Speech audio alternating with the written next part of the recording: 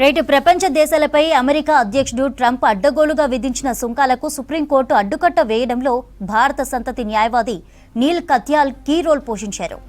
సుంకాల ద్వారా జరుగుతున్న అన్యాయంపై ఆయన కోర్టులో చిన్న వ్యాపారుల తరపున గట్టిగా వాదనలు వినిపించారు.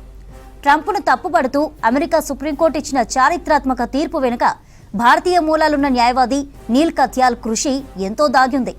ట్రంప్ అధిక సుంకాల విధానాలతో వ్యాపారం దారుణంగా దెబ్బతింటోందని, కొత్తగా పెంచిన టారిఫ్లను తొలగించాలంటూ సుప్రీంకోర్టులో కేసులు వేసిన అమెరికా చిరు వ్యాపారుల తరపున లాయర్ నీల్ కత్యాల్ వాదించి నెగ్గారు. దీంతో ట్రంప్ ప్రకటించిన సుంకాలు చట్ట విరుద్ధమని కోర్టు ప్రకటించి రద్దు చేసింది. సుప్రీంకోర్టు తీర్పు తర్వాత విక్టరీ అని ఎక్స్లో కత్యాల్ పోస్ట్ పెట్టారు.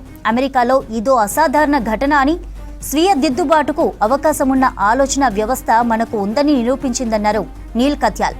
అధ్యక్షుడు ప్రపంచంలోనే శక్తివంతమైన వ్యక్తి కావచ్చు, కానీ రాజ్యాంగాన్ని విచ్ఛిన్నం చేయలేరని చెప్పుకొచ్చారు. సుప్రీంకోర్టు తీర్పు తర్వాత కత్యాల్ ఒక ప్రకటన రిలీజ్ చేశారు. చట్టం వైపే సుప్రీంకోర్టు నిలిచిందని చెప్పారు. ఈ కేసు అధ్యక్ష పదవిపైనే గాని ఫలానా అధ్యక్షుడిపై అని కాదన్నారు. ఈ తీర్పు అధికారాల విభజనకు సంబంధించినదని, రాజకీయాలకు సంబంధించినది కాదని స్పష్టం చేశారు. 250 ఏళ్లుగా ప్రభుత్వానికి పునాదిగా ఉన్న సుప్రీంకోర్టు ప్రాథమిక విలువలను కాపాడుతున్నందుకు సంతోషంగా ఉందని చెప్పారు కత్యాల్. వలసదారుల కుమారుడినైనా తాను కోర్టుకు వెళ్లగలిగానని, అమెరికా చిన్న వ్యాపారుల తరపున వాదించగలిగారని, ఈ అధ్యక్షుడు చట్ట విరుద్ధంగా వ్యవహరించారని చెప్పగలిగానని తెలిపారు. నీల్ కత్యాల్ పేరెంట్స్ ది మన ఇండియానే. ఇక్కడి నుంచి వలస వెళ్లిన దంపతులకు 1970లో షికాగోలో కత్యాల్ జన్మించారు. కత్యాల్ తండ్రి ఇంజనీర్, తల్లి చిల్డ్రన్ స్పెషలిస్ట్. యేల్ లా స్కూల్ నుంచి న్యాయవాది పట్టా పొందారు.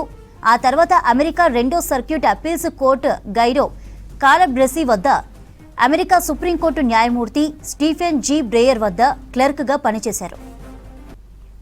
జార్జ్ టౌన్ యూనివర్సిటీ లా సెంటర్లో కత్యాల్ 2 దశాబ్దాలకు పైగా లా ప్రొఫెసర్గా పనిచేశారు. ఆ యూనివర్సిటీ చరిత్రలో అత్యంత తక్కువ వయసున్న ప్రొఫెసర్లలో ఒకరిగా నిలిచారు. హార్వర్డ్ యూనివర్సిటీ, యేల్ లా స్కూళ్లలో విజిటింగ్ ప్రొఫెసర్గా సేవలందించారు.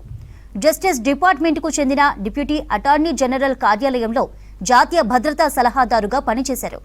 డిప్యూటీ అటార్నీ జనరల్కు ప్రత్యేక సహాయకుడిగా సేవలందించారు. మిల్ బ్యాంక్ ఎల్ఎల్పి వాషింగ్టన్లో కత్యాల్ భాగస్వామిగా ఉన్నారు. ఆ సంస్థ లిటిగేషన్ అండ్ ఆర్బిట్రేషన్ గ్రూప్ సభ్యుడిగానూ ఉన్నారు. మిల్ బ్యాంక్ వెబ్సైట్లోని వివరాల ప్రకారం అపిలేట్, సంక్లిష్ట వివాదాల్లో కత్యాల్ వాదనలు వినిపిస్తుంటారు. సుప్రీంకోర్టులో ఆయన 54 కేసులు వాదించారు. అమెరికా న్యాయశాఖలో అత్యున్నత అవార్డు అయిన ద ఎడ్మండ్ రాండాల్ఫ్ అవార్డును ఆయన 2011లో సొంతం చేసుకున్నారు.